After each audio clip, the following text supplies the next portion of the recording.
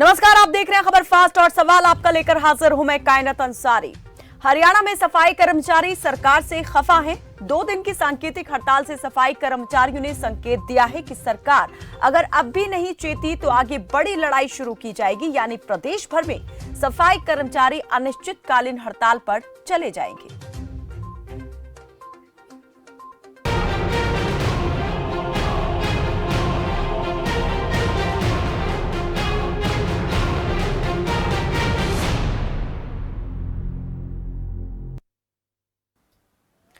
हरियाणा में निकाय चुनाव का बिगुल बज चुका है। जिस दिन चुनावी तारीखों का ऐलान हुआ उसी दिन सफाई कर्मचारियों की हड़ताल भी शुरू हुई। 23 और 24 मई नगर परिषद और नगर पालिका सफाई कर्मचारी एक बार फिर अपनी मांगों को लेकर हड़ताल पर गए। हड़ताल को दमकल कर्मचारियों का भी सहयोग मिला। सफाई कर्मियों की 2 दिवसीय सांकेतिक हड़ताल का असर प्रदेश भर में देखने को मिला। कूड़े का उठान न होने से जगह जगह कूड़े के ढेर लग गए। फतेहाबाद के 5 शहरों फतेहाबाद, टोहाना, जाखल, रतिया और भूना में गंदगी का अंबार लग गया। तो वहीं भिवानी, बहादुरगढ़, रोहतक, हर जगह कहीं नगर पालिका मुख्यालय तो कहीं नगर परिषद कार्यालय के बाहर धरना प्रदर्शन कर सफाई कर्मचारियों ने विरोध जाहिर किया। फतेहाबाद नगर परिषद में तो सफाई कर्मचारियों ने ब्रांच समेत अन्य कमरों पर ही तालाबंदी कर दी। ऐसे में यहां आए लोगों को भी बिना काम करवाए ही वापस लौटना पड़ा। कर्मचारियों की 2 दिवसीय सांकेतिक हड़ताल तो खत्म हो गई है, लेकिन सरकार के प्रति उनकी नाराजगी अभी भी बरकरार है।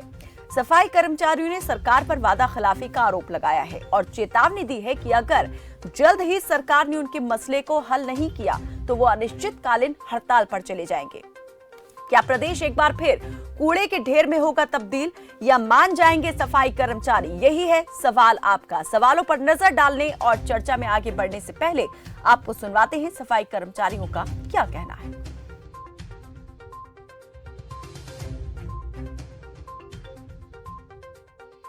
नगर पालिका कर्मचारी संघ हरियाणा है, उन्होंने हड़ताल से पहले हरियाणा सरकार को कई बार अपना मांग पत्र सौंपा है और हरियाणा सरकार ने बातचीत के लिए बुलाया है, परंतु हरियाणा सरकार द्वारा आज तक भी कोई भी कर्मचारी की मांग पूरी नहीं की है। नगर पालिका कर्मचारी संघ हरियाणा इस बात पर भी तो गौर करके विचार रखता है कि जो आम नागरिक है हड़ताल से उनको परेशानियां होगी और आम नागरिक को ही नुकसान होगा। इसी को मद्देनजर रखते हुए हम हड़ताल से पहले कई बार सरकार को अपना मांग पत्र सौंप चुके हैं और चेतावनी भी दे चुके हैं। आज मजबूर होकर नगर पालिका कर्मचारी संघ हरियाणा ने हड़ताल का रुख अपनाया है और ये भी हमारी 2 दिन की सांकेतिक हड़ताल है। अगर इस 2 दिन के अंदर भी सरकार ने हमारी बात नहीं मानी तो नगर पालिका कर्मचारी संघ हरियाणा इसको अनिश्चितकालीन हड़ताल का रूप भी दे सकता है। बिल्कुल, हरियाणा सरकार के जो हमारे मंत्री थे अनिल विज जी, जो पहले हमारे निकाय मंत्री थे, उन्होंने हमारी सभी बातों पर सहमति जता दी थी, परंतु उनका मंत्रालय बदल गया है। अब नए मंत्री जी हैं, वो हमारी किसी भी बात पे कोई भी सहमति नहीं जताते और सभी बातों पर असहमति जताकर मुख्यमंत्री का नाम ले देते हैं। अगर सरकार ने हमारी एक भी बात नहीं मानी या हमारे पदाधिकारी को बातचीत के लिए नहीं बुलाया तो ये हड़ताल है जो अनिश्चितकालीन के लिए हड़ताल का रूप ले सकती है। तो नगर पालिका कर्मचारी संघ हरियाणा ने साफ कर दिया है कि अगर सरकार ने अभी भी उनकी मांगों पर गौर नहीं किया, पूरा नहीं किया उनकी मांगों को, तो अनिश्चितकालीन हड़ताल पर वो चले जाएंगे। आज इसी विषय से संबंधित कुछ सवाल खबर फास्ट ने भी अपने मंच से उठाए हैं। पहले डाल लेते हैं उन सवालों पर नजर। तो हरियाणा सरकार से क्यों खफा है सफाई कर्मचारी? सफाई कर्मचारियों ने सरकार को क्यों कहा वादा खिलाफ? सफाई कर्मचारियों की मांगे कितनी वाजिब? मांगे पूरी करवाने के लिए क्या हड़ताल ही एकमात्र रास्ता? ये वो तमाम सवाल जो इस वक्त उठ रहे हैं। आम जन से जुड़ा ये सीधा मुद्दा, क्योंकि अगर साफ सफाई ना हो तो जो गंदगी पसरती है, शहर में जो कचरे की समस्या सामने आती है, उसका सीधा सामना पहले आम जन को ही करना पड़ता है। तो कर्मचारियों की मांगे क्या है, इस पर भी नजर डाल लेते हैं। कच्चे कर्मचारियों को पक्का किया जाए, पंजाब के समान वेतनमान लागू हो, एनपीएस को रद्द कर पुरानी पेंशन स्कीम बहाल हो, हरियाणा कौशल विकास निगम भंग किया जाए, ठेका प्रथा और निजीकरण की नीतियों पर रोक लगे, समान काम समान वेतन दिया जाए, नगर परिषद नगर पालिका में कर्मचारियों की भर्ती हो, तो ये वो तमाम मांगे जो कर्मचारियों ने सरकार के सामने एक बार नहीं, दो बार नहीं, कई बार रखी हैं। और अगर बात नहीं सुनी जाती तो हड़ताल पर भी कर्मचारी गए हैं। कई बार ये प्रदेश जो है हड़ताल को देख चुका है और उस हड़ताल के बाद सामने जो चीजें आती हैं उसका भी सामना कर चुका है। हड़ताल का दंश प्रदेश की जनता कई बार झेल चुकी है, लेकिन हालात क्यों नहीं बदल रहे, स्थितियां क्यों अभी भी जस की तस दिखाई देती हैं, क्यों हर बार कर्मचारी जो है सड़क पर उतर जाते हैं अपनी मांगों को लेकर। इसी पर आज चर्चा करेंगे। हमारे साथ इस पर बातचीत करने के लिए जुड़े हैं संजय बिडलान जुड़े हैं, जो कि अध्यक्ष हैं नगर पालिका कर्मचारी संघ हरियाणा के, और बीजेपी के प्रवक्ता एडवोकेट विजयपाल सिंह हमारे साथ जुड़ गए हैं। आप दोनों ही मेहमानों का हमारे साथ इस कार्यक्रम में जुड़ने पर स्वागत है, खबर फास्ट पर स्वागत है। सबसे पहले मैं जो हमारे साथ हरियाणा कर्मचारी नगर पालिका कर्मचारी संघ के अध्यक्ष संजय बिडलान जुड़े हुए हैं, उनसे पूछना चाहूंगी। संजय जी, आखिर क्यों हर बार हड़ताल का रास्ता कर्मचारी अपना लेते हैं, क्यों सहमति नहीं बन पा रही है? क्या आपको अच्छा लगता है कि प्रदेश की जनता बार बार इस प्रकार से साफ सफाई ना होने के चलते परेशान हो जाए? जी, हड़ताल का रास्ता बिल्कुल हमारा आखिरी रास्ता होता है। इससे पहले नगर पालिका कर्मचारी संघ हरियाणा द्वारा हरियाणा सरकार को कई बार मांग पत्र भी सौंपा जाता। इससे पहले जो हमारे निकाय मंत्री थे श्री अनिल कुमार विज, उनसे भी हमारे राज्य स्तरीय पदाधिकारियों की बातचीत हुई थी और सभी मुद्दों पर सहमति बनने के बाद हमारे अनिल विज जी ने ये कहा था कि मैं आपका वकील बन के सीएम साहब के आगे आपकी बात रखूंगा और आपकी सारी मांगे पूरी करवा दूंगा। उसके बाद भी आज तक हरियाणा सरकार द्वारा नगर निगम के कर्मचारी की कोई भी मांग नहीं पूरी करी है। अब हमारे कमल गुप्ता जी मंत्री जी बने थे, उनके आगे भी हमने अपनी बातचीत रखी है, परंतु हमारी कोई भी मांग पूरी नहीं की जा रही है। जो हड़ताल की बात जहाँ तक आती है तो ये एक मजबूर होकर कर्मचारी हड़ताल करते हैं, अन्यथा कर्मचारी भी यही नहीं चाहते कि आम नागरिक परेशान हो। तो यानी कि ये समस्या आपकी बहुत लंबे वक्त से आप कह रहे हैं कि बनी हुई है। कितनी बार आप अभी तक अपनी बात सरकार तक पहुंचा चुके हैं? आश्वासन कितनी बार मिला कि ये मांगे पूरी कर दी जाएगी?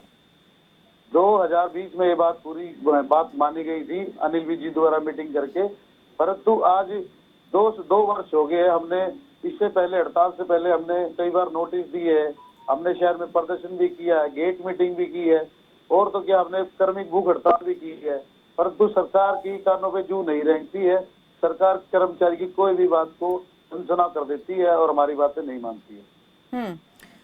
एडवोकेट विजयपाल सिंह बीजेपी के प्रवक्ता हमारे साथ जुड़े हैं, उनसे भी जान लेते हैं कि वो क्या कहते हैं। क्या मांगों को वो वाजिब मानते हैं, सही मानते हैं, या उनको लगता है कि कुछ मांगे जो हैं वो गैर वाजिब हैं, पूरी नहीं की जा सकती है? जी विजयपाल जी, क्या कहेंगे? क्या सरकार जो है मांगे पूरी करेगी कर्मचारियों की? अगर वायदा एक बार कर लिया है तो फिर पूरा क्यों नहीं होता है? देखिए, नगर पालिका के जो सफाई कर्मचारी हैं वास्तव में बहुत बड़ा काम वो करते हैं और निश्चित रूप से जो उनकी वाजिब मांगे हैं मानी जानी चाहिए और वो सरकार मानेगी भी। अब जैसे बिडलान जी कह रहे थे कि अनिल विज जी के साथ बातचीत हुई और उन्होंने ये बात कही थी, और अब कमल गुप्ता जी नए निकाय मंत्री बने हैं, उनके सामने भी एक डेपुटेशन मिला था और उसकी चर्चा कर कर, क्योंकि हड़ताल किसी समस्या का समाधान नहीं है, बातचीत से ही समस्या का समाधान होगा। ये हमारे हरियाणा के जो सभी कर्मचारी हैं, मैं तो इनको वंदनीय कहता हूं। मैं नगर पालिका का चेयरमैन भी रहा हूं। मैं तो ये कहता हूं कि वास्तव में जो इनकी मांगे हैं उसके ऊपर सरकार सहानुभूति पूर्वक विचार भी करेगी और कमल गुप्ता जी से डेलीगेशन मिलेगा व्यक्तिगत रूप से। लेकिन सर कब करेगी? सर विजयपाल जी कब करेगी? आप कह रहे हैं कि सरकार अभिनंदन भी करती है। मुझे पूरा करने दो, फिर मैं आपकी बात।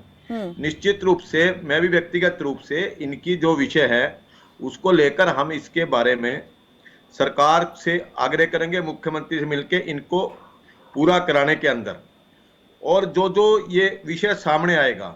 और रही बात जहां तक आपने समय सीमा की, समय सीमा तो जैसे बता रहे हैं बिडलान जी के 2020 से हम बात कर रहे हैं, बहुत लंबा समय हो गया, लेकिन निश्चित रूप से ये जब भी अपना डेपुटेशन लेकर कमल गुप्ता जी से मिलेंगे, और मैं व्यक्तिगत रूप से भी, मंत्री से भी और मुख्यमंत्री से लेकिन भी, संजय बिडलान जी तो कह रहे हैं कि बात हुई थी कमल गुप्ता जी से, लेकिन हर बार वो टाल मटोल कर जाते हैं, मुख्यमंत्री जी पर ही सब बातें वो डाल देते हैं। ऐसा नहीं, टालने का विषय नहीं है।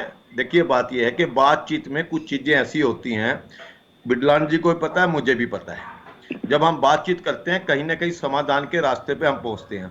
मैं एक ही बात कह सकता हूं, सरकार का निश्चित रूप से इस वर्ग के लिए बहुत सहानुभूतिपूर्वक विषय है, और निश्चित रूप से हम सर बात सिर्फ इससे इस मिलकर वर्ग से इनको नहीं जुड़ी हुई है, निश्चित बात रूप प्रदेश की देखिए, जनता से भी जुड़ी हुई है। आपको पता है 2 नहीं, दिन कितनी बिल्कुल समस्या निश्चित, लोगों मुझे को हुई है, कितने मैं बिल्कुल मनो टनो इसलिए मैं कूड़ा सड़कों पर इकट्ठा हो गया।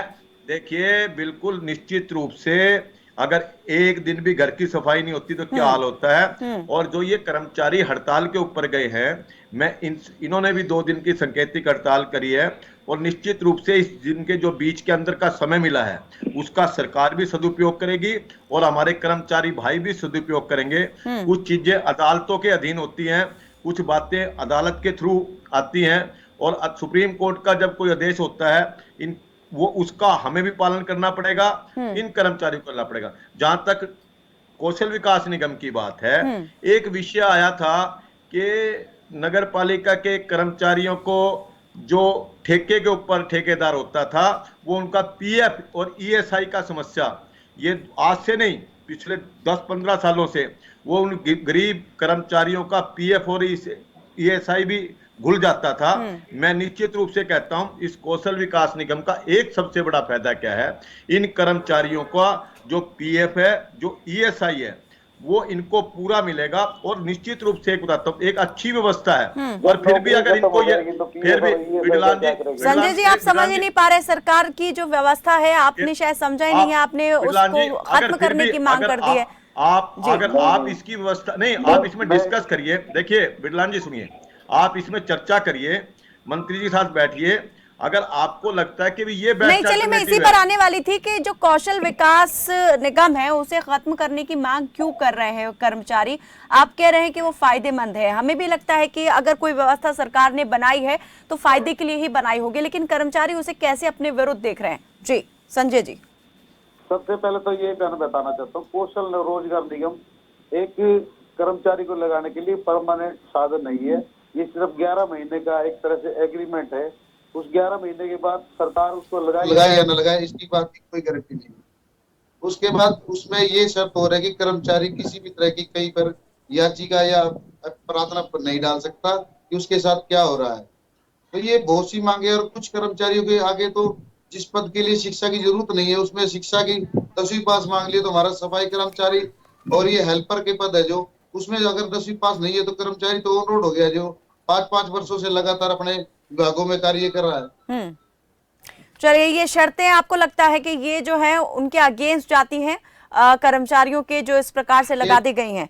एक दर्शक हमारे साथ जुड़ गए होंगे संजय जी। संजय जी, इस पर हम आगे और विस्तार से बात करेंगे। एक दर्शक सुमित अंबाला से जुड़े हैं, स्वागत है सुमित, रखें अपनी बात।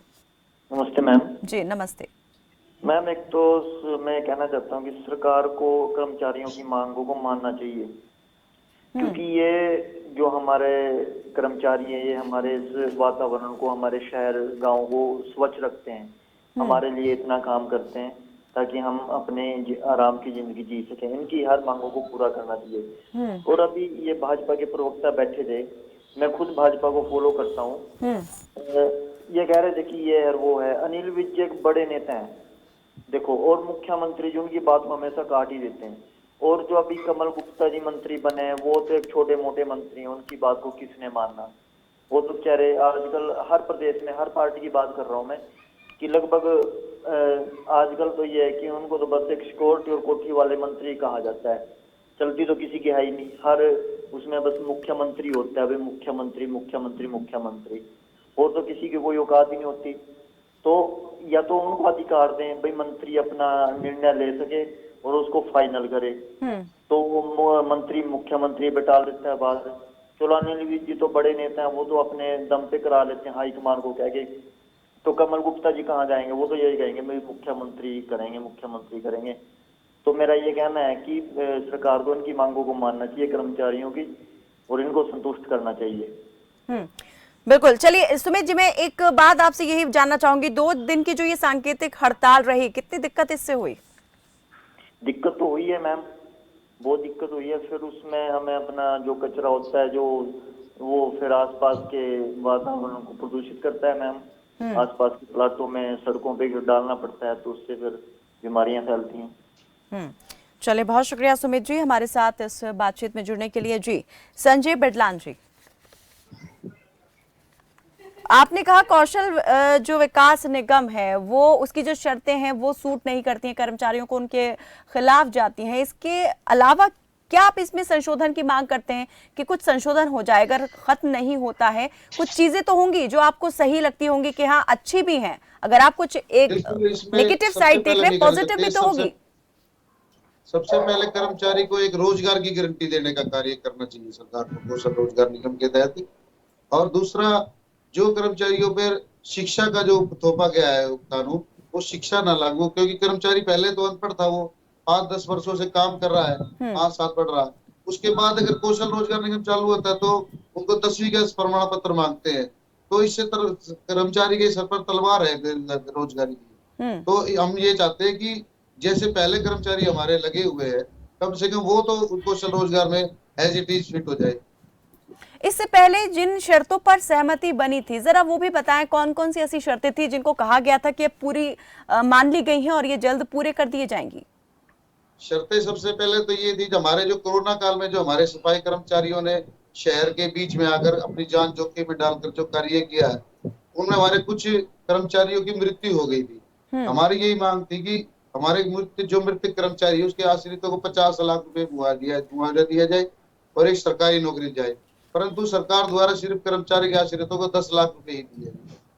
दूसरा, हमारे जो कर्मचारियों ने अपने जोखिम का कार्य जो करते हैं, हमारी यही मांग थी मुख्य तौर पर कि कर्मचारी को 4,000 रुपए जोखिम भत्ता दिया जाए प्रति माह। तो जोखिम भत्ते के रूप में कुछ नहीं दिया जाता है कर्मचारियों को? नहीं जी। जी विजयपाल जी, क्या कहेंगे? जिन्हें फ्रंटलाइन वॉरियर कहा गया, फ्रंटलाइन वर्कर कहा गया, कोरोना वॉरियर कहा गया, उनके लिए सरकार जो है वो इतना पीछे हट के जो है 2 कदम पीछे हट के क्यों सोच रही है, आगे बढ़ के क्यों नहीं सोचती है? देखिए, एक पॉलिसी होती है और उस पॉलिसी के तहत अभी बिडलान जी ने बताया कि 10-10 लाख रुपए दिए हैं 50 आदमी की मृत्यु की, क्योंकि पैसों से नहीं आका जा सकता। वाकई में जितनी ज्यादा मदद की जाए उतना, जितनी मदद ज्यादा की जाए उतनी ज्यादा जरूरी है। और 10 लाख पॉलिसी के अंदर आए हैं। मैं तो एक बात कहता हूं बिडलान जी से, देखिए हर चीज का हल समाधान बातचीत से है। एक बार राउंड पे, 2 बार, 3 बार, जितनी समस्याएं हैं उसके लिए कुछ उसमें लीगली दिक्कत होती हैं और कुछ क्या होती है टेक्निकल बात होती है। समझना पड़ेगा दोनों पक्षों को कि भाई जिस और एक पॉइंट के अंदर मैं निश्चित रूप से कर्मचारियों को मैं एक बात कहना चाहता हूं व्यक्तिगत रूप से कि इनका विषय बहुत गंभीर है। कुछ बातें राजनीति से प्रेरित होती हैं, कुछ बातें प्रैक्टिकली दिक्कत होती हैं। ये तीनों में जब ये असलियत में 1 to 1 जब बैठेंगे उसकी बात का समाधान करेंगे, वहां बिडलान जी भी होंगे और भी जो विभाग के कर्मचारी वो अधिकारी होंगे, और इनकी बातों का मैं तो ये कहता हूं कि बहुत अच्छी तरीके से टेक्निकली भी और लीगली भी समाधान होगा। और ये यानी आपके कहने के मुताबिक अभी तक कर्मचारी जो हैं बातचीत की टेबल पर बैठे ही नहीं है? नहीं, बातचीत की मैं ये नहीं कहता। जब अभी देखो, मुझे अनिल विज जी से चर्चा हुई होगी, बिडलान जी को पता है, और अनिल विज जी हमारे सम्मानित नेता, अच्छा विभाग नहीं है, फिर भी उनका अगर कोई मार्गदर्शन इसमें मिलेगा, बिडलान जी भी कोई विषय बताएंगे, हम सब पर सहानुभूति पूर्वक विचार करने के लिए नहीं, उनको लागू कराने के लिए तैयार है। और अब हमें आगे बढ़ना पड़ेगा निश्चित रूप से। चलिए ठीक है बिडलान जी 2 साल का समय गुजर गया, आपने कोई बातचीत यहाँ पर आगे बढ़कर सरकार से नहीं की थी, अचानक आपने ये सांकेतिक हड़ताल का फैसला कर लिया, क्या इसे जल्दबाजी ना कहें फिर? नहीं, बिल्कुल नहीं। 2020 में जब बात हुई थी तो अनिल विज जी ने जो भरोसा मैंने पहले बताया आपको, उसके बाद कमल गुप्ता जी ने यहाँ तक कह दिया कि मेरा सौभाग्य है कि आपके विभाग का मेरे को मंत्री बनाया गया, परंतु बातें आपकी सारी सरकार के आगे रखी जाएगी। अगर सरकार के आगे रखी जाएगी तो ये बातें आपकी, ये बात कब हुई थी कमल गुप्ता जी से, और आखिरी बार ये बात आपकी कब हुई, सरकार तक आपने अपनी मांगे एक पहुंचाई? महीना पहले हुई कब थी, आपको लगा साहब कि ने- सरकार नहीं आगे बढ़ रही है, नहीं मान रही है मांगे, अब हड़ताल पर बैठना जरूरी हो गया है? बिल्कुल, हमने सरकार को इस बार पहले कई बार लिख के दिया हुआ है कि हमारी मांगे जल्द से जल्द पूरी करी जाए, क्योंकि इससे हमारी हड़ताल से आम जनता सबसे बड़ी परेशानी होती है। और नगर पालिका कर्मचारी संघ हरियाणा और हमारे जो राज्य पदाधिकारी, उन्होंने ये निर्णय लिया था कि आम जनता ना परेशान हो, इसलिए हम मांग पर मांग ही कर रहे थे सरकार से। परंतु अब मजबूरनवश हमारी मजबूरी है कि हम ये हड़ताल पर गए हैं। अभी हमने 2 दिन की सांकेतिक हड़ताल दी है कि सरकार को हमारी बातों पे थोड़ा गौर करना चाहिए और हमारी मांग जल्द से जल्द पूरी करनी चाहिए। तो दर्शकों से भी हम कहना चाहेंगे वो हमारे साथ इस कार्यक्रम में जुड़ सकते हैं। नंबर लगातार फ्लैश हो रहे हैं। कितनी परेशानी उन्हें इन 2 दिवसीय हड़ताल के चलते हुई है, जो सांकेतिक हड़ताल सफाई कर्मचारियों की ओर से की गई थी, और क्या सोचते हैं इस विषय को लेकर, इस पर अपनी बात हमसे वो साझा कर सकते हैं। विजयपाल सिंह जी, संजय बिडलान कह रहे हैं कि हम पहले भी कई बार सरकार को इस बारे में बता चुके हैं, अवगत करवा चुके हैं, लेकिन उसके बावजूद कोई जो है पॉजिटिव रुख जो है सरकार की तरफ से दिखाई नहीं दिया, इसलिए मजबूर होके ये कदम उठाना पड़ा। अगर ये बात हो चुकी है सफाई कर्मचारियों की ओर से, कर्मचारी संघ की ओर से, तो फिर सरकार क्यों खामोश रही, क्यों चुप रही? क्या इंतजार था इसी तरह की कुछ होने का कि कुछ इस तरह की चीज होगी, तब कहीं आगे बढ़कर इस पर बात होगी? देखिए, सरकार के साथ जैसे बिडलान जी बता रहे, कमल गुप्ता जी मंत्री बने, इन्होंने एक बार बात करी और कमल गुप्ता जी ने यह भी कहा कि इनका मेरा सौभाग्य है। मैं फिर ये कहता हूं कि इस बात को आगे बढ़ाना चाहिए और जो इनकी उचित मांग है और उसके साथ टेक्निकल और लीगलिटी, ये खुला इनके ऊपर छोड़ देंगे। मैं तो बड़ा स्पष्ट हूं, इसके अंदर क्लियर कट हर बात के लिए एक 1-to-1 चीज के ऊपर डिस्कस होता है और जो कर सकती है सरकार को वो करेगी भी, और सरकार इनके प्रति बहुत सहानुभूतिपूर्वक रवैया है। और निश्चित रूप से एक बात इनकी बहुत ज्यादा बढ़िया है, मैं तो खुद भी कह रहा हूं कि भाई जो एरिया बढ़ गया, कर्मचारियों की संख्या कम है और उन्हें एरिया, मैं प्रैक्टिकली बात कह रहा हूं, वहां पर कर्मचारी बढ़ने चाहिए। क्योंकि मुझे नगर पालिका का चेयरमैन होने के नाते मुझे इस बात का टेक्निकली भी और लीगली भी ज्ञान है। मैं बता रहा हूं, एरिया बढ़ गया कुछ जगह, इसके लिए इनको उसका एक प्रैक्टिकली म्युनिसिपल एक्ट के अंदर एक हवाला है और उसके तहत सरकार को इनकी तरफ को बढ़ेगी और निश्चित रूप से अपना पक्ष रखें और सरकार से बातचीत करें और बातचीत से हर समस्या का समाधान होगा। विजयपाल जी, अभी जो कौशल विकास निगम की बात यहाँ पर, उसमें लगाई गई शर्तों की बात संजय बिडलान जी ने कही कि जो एक शैक्षणिक योग्यता की शर्त यहाँ पर थोप दी गई है उसे हटा दिया जाए। क्या आप मानते हैं कि वो शर्त सही है या गलत है? देखिए, इसमें 2 विषय हैं शैक्षणिक योग्यता के बारे में। एक समय था जब म्युनिसिपल एक्ट के द्वारा ही नगर पालिका कर्मचारियों की भर्ती होती है, उसमें अमेंडमेंट हुई। अमेंडमेंट के बारे में बिडलान जी को भी जानकारी होगी और मैं निश्चित रूप से एक बात कहता हूं कि एक बार जो इनकी मांग है, कमल गुप्ता जी से वो मिलके, मैं भी व्यक्तिगत रूप से उनसे अनुरोध करूंगा कि भाई जल्दी से जल्दी मिलके इन यूनियन के नेताओं के साथ एक बात के ऊपर सहानुभूति पूर्वक लीगली टेक्निकली रूप से विचार हो और जल्दी से जल्दी सरकार को हर बात को एक का संज्ञान लेकर समय पर इसको मानना चाहिए और सरकार इसको समय पे मानेगी। और निश्चित यानी रूप आप से सहमत हैं कि कर्मचारी जो मांगे उठा रहे हैं वो जायज है, वाजिब है? मैं सारी बातें, सारी चीजें आप कर्मचारियों को पता है, मुझे भी पता है कि सारी मांगे कभी भी टेक्निकली और लीगली नहीं हो पाती। वो सारी बातें संविधान के दायरे में, कानून के, एक सुप्रीम कोर्ट का डिसीजन है, सुप्रीम कोर्ट के डिसीजन से सरकार भी बाउंड है, कर्मचारी भी बाउंड है, उसमें सरकार कुछ नहीं कर सकती। किस बात को लेके सुप्रीम कोर्ट के आप हवाला दे रहे हैं कि उसका डिसीजन है, फैसला है? अभी मैं बताता हूं, ये कच्चे कर्मचारी को पक्का करने का विषय है। हुड्डा सरकार नहीं पक्के करे थे कोर्ट ने, फिर उनको नहीं माना। अगर कोर्ट की कोई दिक्कत ना हो, इन कर्मचारियों को सिर्फ उसका एक तरीका निकाला है। हरियाणा की सरकार ने सबसे ज्यादा नौकरी 7 साल के अंदर दी है और सबसे ज्यादा मैं कहता हूं कि एससीज को जितना उसका कोटा होता है उससे ज्यादा नौकरी इस सरकार के अंदर मिली है। और इस क्यों मिली है? उन्होंने अपनी काबिलियत के दम पर चले संजय जी किसी क्या रैप कहेंगे, से ये नहीं, लीगल उन्होंने मैटर आ काबिलियत गया की है दफा- और ये मांग तो इस सूरत में पूरी हो ही नहीं सकती है, तो उठाना भी नहीं बनता है। पिछली सरकार में हरियाणा में नगर निगम के सफाई कर्मचारी की आज तक कोई भर्ती नहीं हुई है।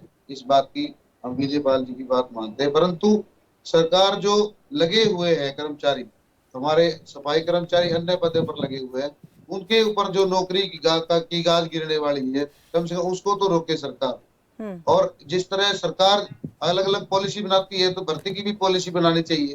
और हमारे जिस एक 400 अपने जनसंख्या पर एक सफाई कर्मचारी जरूरी है, जो विजयपाल जी ने चलिए बताया जल्दी कि से कर्मचारी विजयपाल जी, है। कैसे ये मैटर जो है वो सॉल्व होगा?